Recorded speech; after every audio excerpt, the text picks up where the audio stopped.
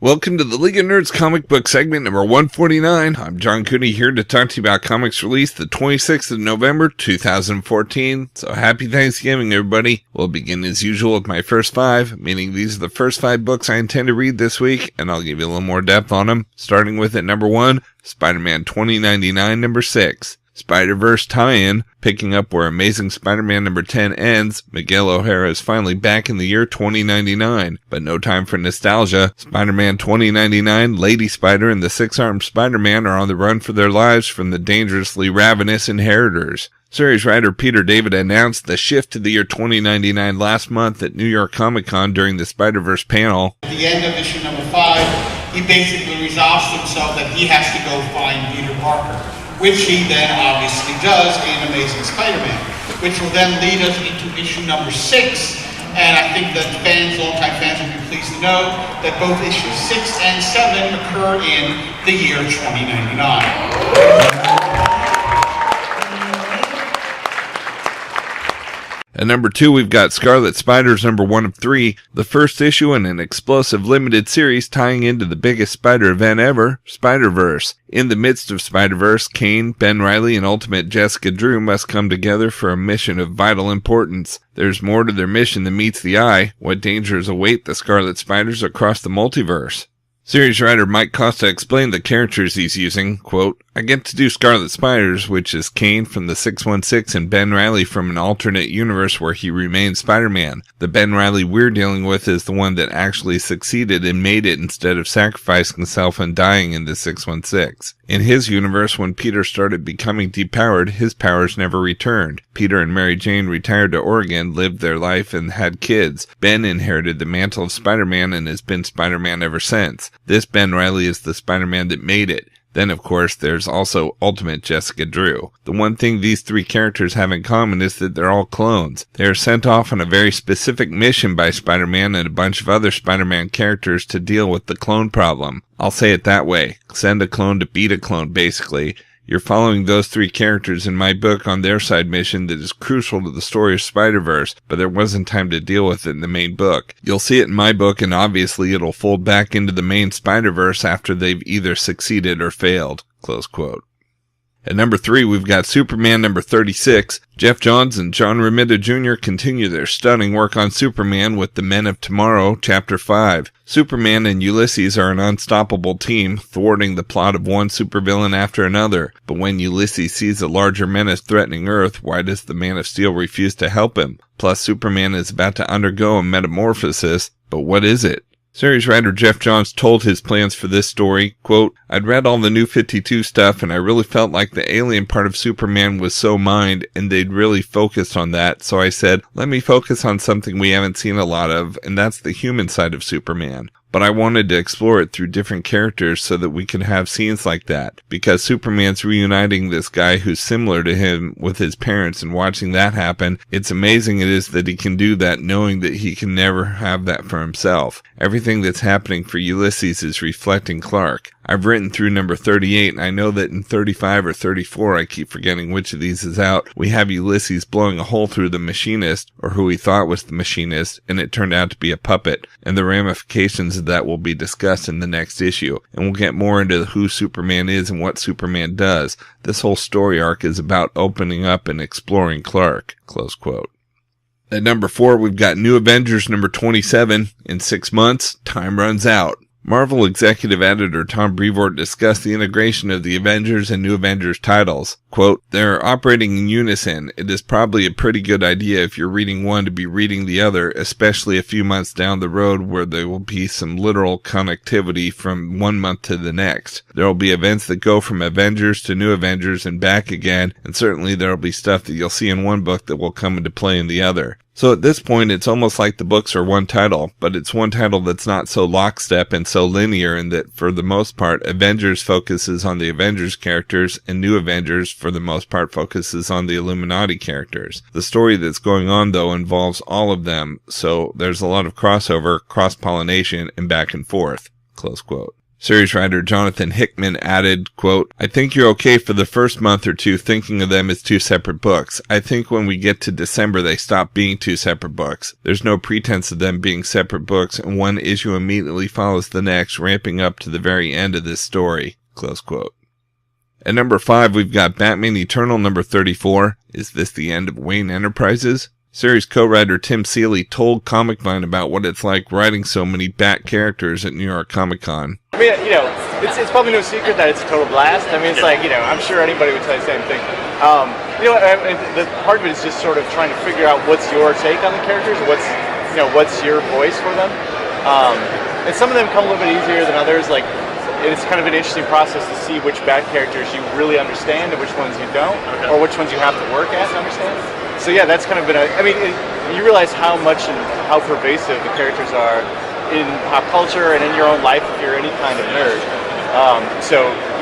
That's been kind of an interesting process as a fan and as a writer. Rounding out the top 10 at number 6, we've got Cyclops number 7. The bad news, the Starjammers are about to die. The good news, Cyclops is no longer a Starjammer. Scott Summers is aboard a new space pirate ship with a cruel, cutthroat captain and a crew of criminals and killers. None of them trust Scott, and a few just might want to kill him. But hey, that captain's daughter is kind of cute, right? At number 7, we've got Nova number 24, Access tie-in. Nova faces... is that the Hulk? Find out why they're fighting and just how Sam thinks he has a chance. At number 8, we've got Arkham Manor number 2. When Batman goes undercover in Arkham Manor, we learn just how important inmate Jack Shaw is to his mission. At number 9, we've got Superior Iron Man number 2, the Superiority Complex. Tony Stark has transformed San Francisco into the prototype for his new world concept, but Matt Murdock isn't down with Tony's new vision. Can Daredevil lead the rebellion against the Superior Iron Man? And at number 10, we've got Sidekick number 9. After faking his death, the Red Cal imagined that he could never be found, not by the police, not by his enemies, and especially not by Flyboy, his former sidekick. But now Flyboy has turned to the dark side and is destroying everything and everyone who stands between him and the Cal. Until now, the Red Cal has never known what it feels like to run in fear, but that is about to change. For the best of the rest, from DC Comics, we've got Bodies number 5 of 8. While Whiteman is summoned to the High Court, Edmund is busted out of jail, which leads each to very different near-fatal encounters. Shahara has lost the most important part of her case, while Maplewood comes face-to-face with hers. The killers are approaching. Next, we have Catwoman number 36. Family Business Part 2. Selena struggles to maintain her role as the leader of Gotham City's crime families when Catwoman attacks.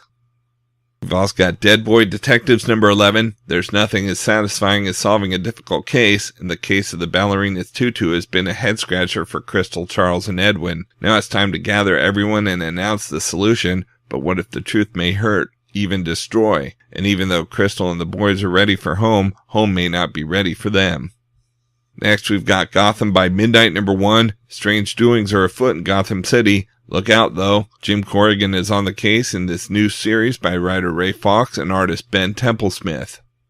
And we've got Secret Origins number 7. The parade of DC Universe origins continues with 3 favorites. Huntress, written by Paul Levitz with art by John Boy Meyer. Superboy, written by Frank Barbieri with art by Robson Roca. And The Flash, written by Robert Venditti and Van Jensen with art by Andre Coelho.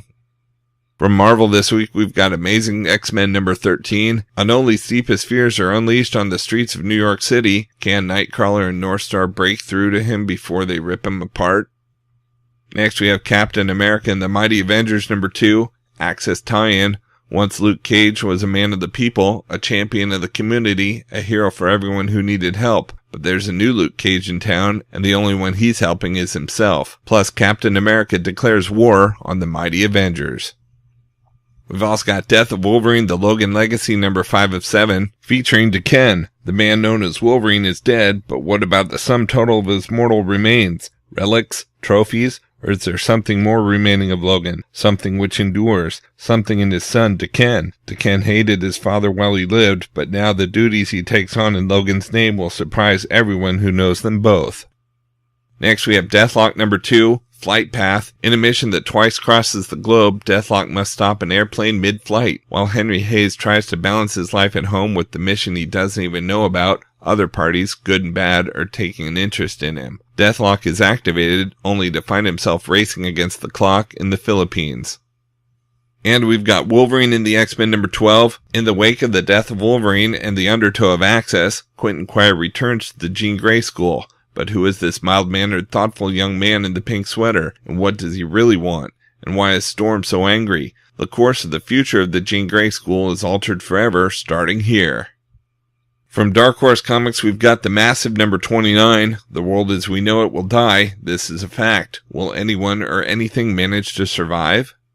From Dynamite Entertainment, we've got Turok Dinosaur Hunter number 10. Life is difficult for Turok in the civilized Great Britain of the 1200s, where he's treated as a savage, despite being able to tame dinosaurs better than anyone. But a murder conspiracy against one of his allies will send the dinosaur hunter deep within Sherwood Forest and back into his element. High action and intrigue courtesy of Greg Pak, Eisner Winnard, Paul Tobin, and Mirko Kolak. From Image Comics, we've got Ody-C number 1, an epic 26 centuries in the making. In the aftermath of a galactic war 100 years long, Odysseia, the clever champion, and her compatriots begin their longest, strangest trip yet, the one home. A gender-bent, eye-popping, psychedelic science fiction Odyssey begins here by Matt Fraction and Christian Ward. Includes special 8-page foldout. Out in trades, we've got Batman Eternal Volume 1 trade paperback. In the wake of Forever Evil, the world looks at heroes in a different light, creating tension between Batman and his allies in the Gotham City Police Department. When a gang war breaks out and new villains arise, it's up to the Dark Knight, Batgirl, and others to turn the tide as best they can. But will the GCPD be a help or a hindrance? Plus, a fan-favorite character makes her long-awaited DC Comics The New 52 debut, Stephanie Brown. Don't miss these stories from Batman Eternal number 1 through 20. Next, we've got Punk Rock Jesus Deluxe Edition hardcover. Sean Murphy's acclaimed 6-issue miniseries about reality TV show starring a clone of Jesus Christ is now collected in a deluxe edition hardcover with over 100 pages of new bonus material and new cover art. J2 causes both outrage and adulation. Religious zealots either love or hate the show, angry politicians worry about its influence on the nation, and members of the scientific community fear the implications of cloning a human being at all, let alone the Son of God. And we've got Amazing Spider-Man Volume 1.1 Learning to Crawl trade paperback. It's the chapter you never knew about the story you know by heart. Join Peter Parker as he takes his first steps towards finding his way in the world as Spider-Man. He sought revenge and found responsibility. From that night on, a new life began. Peter's not a hero, not yet, but he'll get there somehow. But what happens when Peter meets Clash, New York's newest menace? Clash is Spidey's biggest fan, but what started off as fun and games soon turns deadly serious, and Clash is about to become his first supervillain. And as a classic Spidey villain joins in on the fun, J. Jonah Jameson's crusade against Spider-Man kicks into overdrive, and Uncle Ben's secrets come to light. Dan Slott and Ramon Perez deliver a new spin on Spider-Man's first 60 days. Collects Amazing Spider-Man number 1.1 through 1.5 and material from number 1. Okay, so that's just a few of my favorite books out this week. There's still plenty of others available, and I broke out all the Marvel titles this week in their own video, as well as a separate video for all of DC, and even a video with the top independent publishers, and you can find them all on my YouTube channel at he'sgotissues.com. And we'll have links up on the leagueofnerds.com, our Facebook page, so be sure to like us there too. And of course, you can follow everything I'm reading on Facebook, Pinterest, Tumblr, or Twitter. You can find links to everything in the About section at he'sgotissues.com. And a reminder that both He's Got Issues and the League of Nerds are proud members of the Comics Podcast Network. So until next week, I'm John Cooney saying Happy Thanksgiving, and I've got issues.